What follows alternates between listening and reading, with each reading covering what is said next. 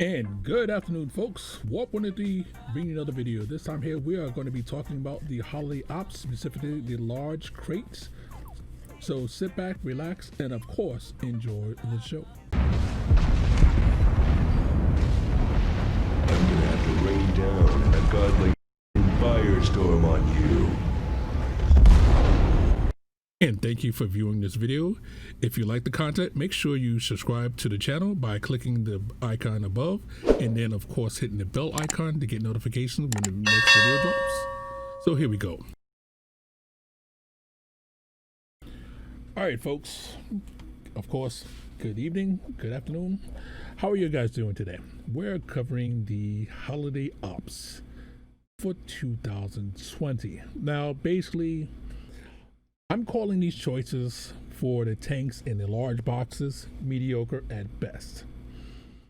Why do I call them mediocre? Okay.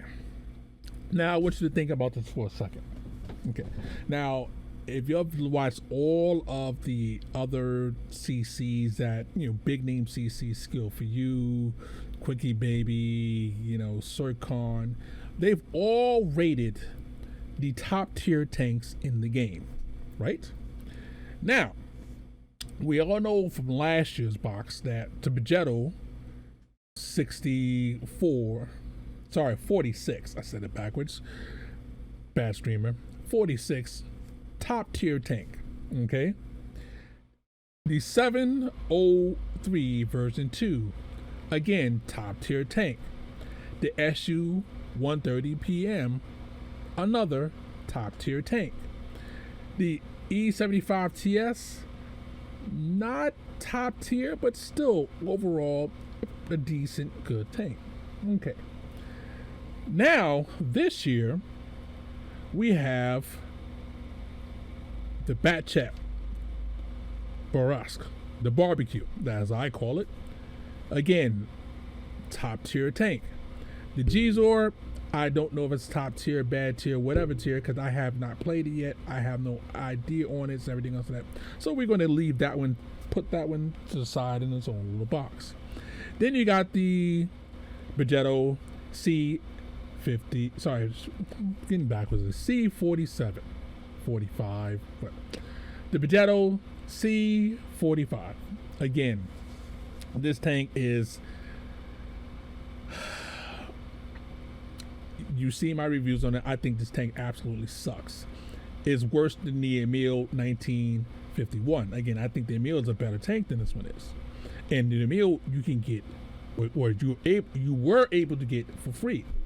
Then you have the SU 152K, basically a copy of the old tank that used to be so beautiful. They brought it back in a nerf condition. It's just, it's not good. Now, yes, you got that BO9, you got that big boomstick, but compared to what it was, now for people that never played the old one, you might think this one is an okay tank. But people that like me that's been around a while, seen the other one in action, actually had a chance to play it, it's a bad copy. That's put it simply. So, last year's epic. This year's okay. Now, to make matters worse, we have the poop storm going off on World of Warships, where the ships that were available for you to get with their holiday ops packages were basically rigged. Now, I've been assured that that is not going to be the case for us. Our system is different from theirs, even though it's the same wargaming, different development studios and everything else. So that shouldn't happen here. But I'm a little bit jaded because, again, my wife actually bought me packages for warships, for a few years. And come to find out, I was wondering why, when I did win a tank or ship, I get the crappiest ones available. So right now, I'm kind of pissed about that. But again, I'm just not carrying it over to here because I'm just saying I've been told it's going to be different. Now, the problem I'm having is we've already talked about the holy grail of tanks that people want to get, right? Your next up are your secondary tanks. Again, two of the tanks from last year were pretty damn good. Brett Panzer, okay, the hurt is good. It was okay. The PZ was okay, and the Firefly. This year, besides the Black Prince, and again, this is my personal opinion because I like the Black Prince. Most people hate the Black Prince because it's so slow and blah blah blah. So even in the secondary packages, it makes the last year's one look better. So again, so far it's full of mediocrity. Now, they bought styles. Now the new styles look absolutely epic.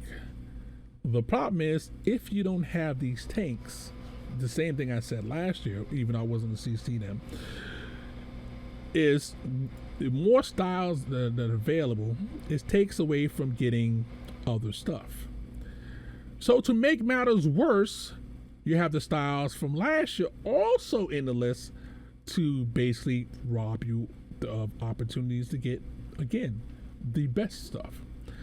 Now, if you're the guy that person wants skins and everything else of that, and you missed the stuff from last year, you're finding this epic. You're like, okay, cool. I'm getting stuff that I really wanted to get last year and I didn't get. And you have another opportunity to get those again. So for y'all guys, this is choice. This is saying, okay, we appreciate you guys. You might have get this stuff last year, but here's a second opportunity to get that stuff again. So on one hand, it's helping the people out that really, that let's say you have the IS, the E4, and you wanted that style, but you didn't get it last year. Now this year, you have the opportunity to get it.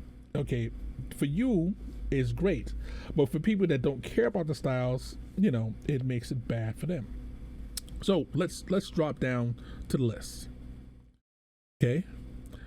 Now, the other thing is, the stats for the Jizo are right here.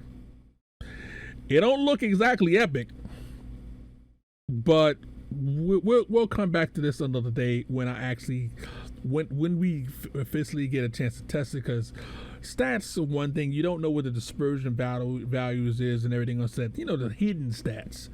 So you can't tell if this is good or not. So again, we're going to come back to that later.